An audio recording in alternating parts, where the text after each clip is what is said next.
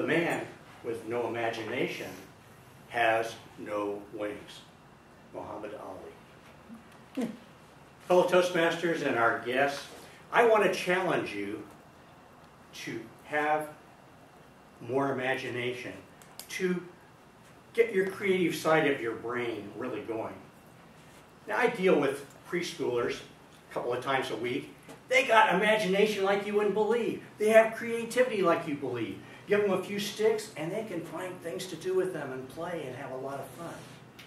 Somehow, when we get to school, that kind of gets spread out of us. Now, we're a Toastmasters club with engineers, accountants, computer-type people, all logical, all rational. How do you get into the imagination part of your brain? How do you get to be creative? It's very simple, in my opinion. You use the arts. Now, Maslow has his theory of human needs. And at the bottom was physical things like you got to breathe, you got to have water, food, sleep, things like that. The next level is security. A house to live in, a job, maybe a lock on your door in today's world. And then your next is love, your family, your friends. And after that comes self-confidence, self-esteem.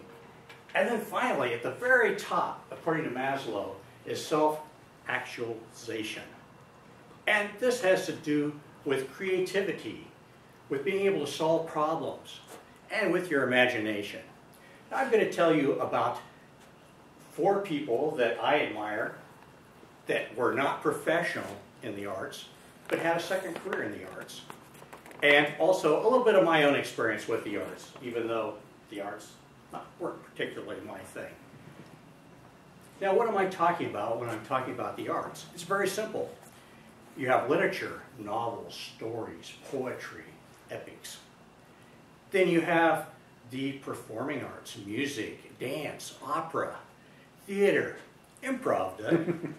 And finally, you have the visual arts, drawing, painting, sculpture, probably architecture, a few other things.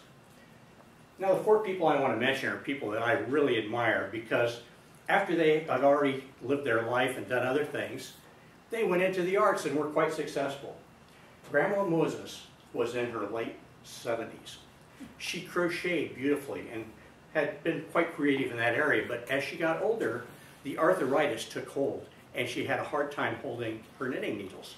Well, one of her kids suggested, you know, it might be easier for you to hold a paintbrush. Why don't you try that? So she did. And at first, she'd make a little card of a picture and give it to the postman. Hey, that's easier than baking cookies for him at Christmas. And she made other pictures for family members and friends. And this went on for a time. And finally, some of her stuff started appearing down at the store downtown. It was for sale. Guess what the prices were? $3, $4, $5. An art dealer from New York happened to drive by. He saw the stuff in the window, looked at it, bought everything there. Found out where she lived, drove up to her house, bought everything that she had in her house. And that started her commercial career. Grandma Moses was one time made Woman of the Year by Time magazine. She was given honorary doctorates. She had quite a long life, lived to be over 100. And one of her paintings actually sold for $1.3 million. Not bad for an amateur artist that started in her late 70s. Another person that I admire is Winston Churchill. Even though he was a politician and a writer, he was also an artist, did landscapes and seascapes, and this stuff is pretty good. Another one was Jimmy Carter. I saw just a beautiful piece of furniture he made. It was a bench made out of maple. He did this for charity, all handmade. $50,000 it brought for charity. Beautiful piece of work that he did. And then finally, George Bush left office and he started painting. Who'd ever thought that George Bush would paint? That just blew me away when I found that out. He's a businessman, a baseball guy, a politician, a painter. Well, he's painting portraits of people that he met while he was in the presidency, and apparently they're pretty good for an amateur. Well, I'll tell you a little bit about my own experience with the arts. Back in 3rd grade, I got a report card. And in art, guess what it said? D-. Like kind of put in my brain, you know, you're not so good at this. Then when I was a teenager, I had a little niece, and I was at her house, and she said, "Would you draw a horse for me?" "Oh, okay, sure." Took a piece of paper and a pencil, and I started to work on it. And she's kind of watching me, and after a while, with all the innocence and all the sincerity of a little child, she looks up at me and she says, "You can't draw very good, can you?"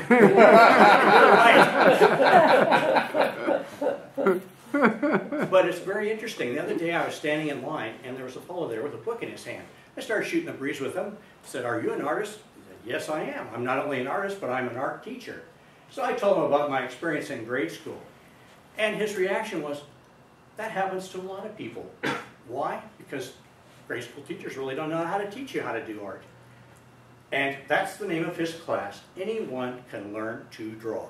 I'm going to take the class, see if he's really true. If he can teach me to draw, he's got a real challenge there. And he basically said, if you can hold a pencil and you have enough eyesight to see the paper, you can learn to draw.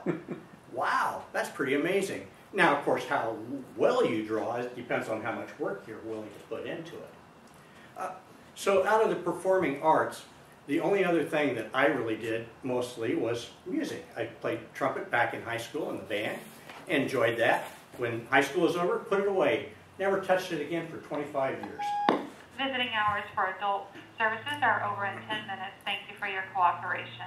When my kids got into music, I decided, well, I'll pick it up again.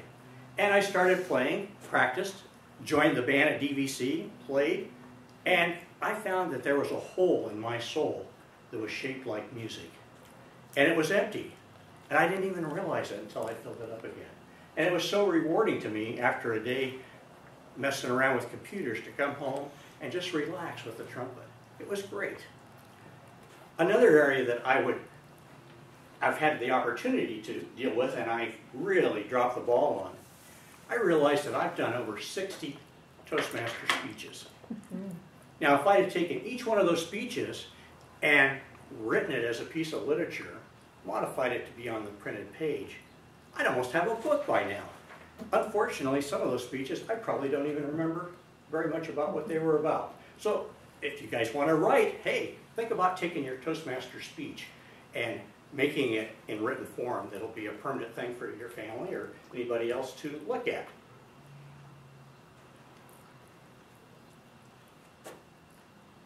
Another thing that I really kind of thought about, and it's kind of been in the back of my mind, I'll have to see if my wife's on board with this. And in the performing arts, there's something called dance. I've never done it.